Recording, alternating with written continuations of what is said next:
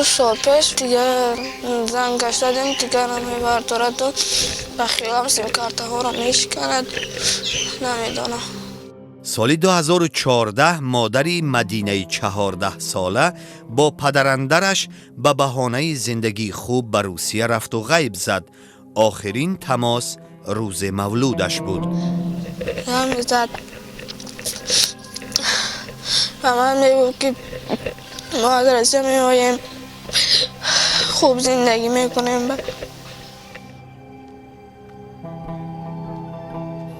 2 هفته پیش از خالش فهمید که مادرش در عراق زندانی است.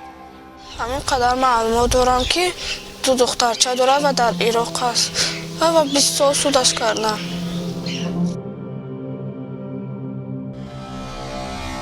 بیستم سپتامبر دادگاه عراق مادر مدینه تمنا کریمووا ساکن 29 ساله کولاب را با گناه همزیستی با سرباز داعش محکوم به زندان کرد.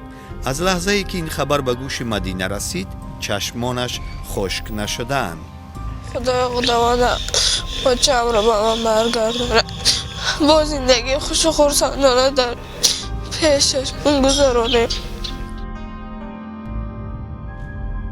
مدینه درباره پدرش چیزی نمیداند. او را بیبی 80 ساله و خاله هایش پرستاری میکنند، اما او پزمان نوازش های مادر است.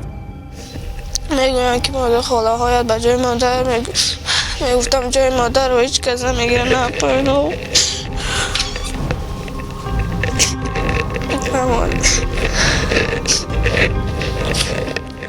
دو خواهر مدینه حفصه و مریم حالا با مادرند. با شرط درخواست مقامات آنها را می توان از عراق به تاجیکستان آورد. مدینه امید دارد خواهران را با مادر یک جا می بیند. چهره مادرم رو تقریبا 4 سالشون ندیدم. از سال 2014 بیش از 1000 تاجیکستانی به داعش پیوستند. صدها نفر آنها کشته شدند.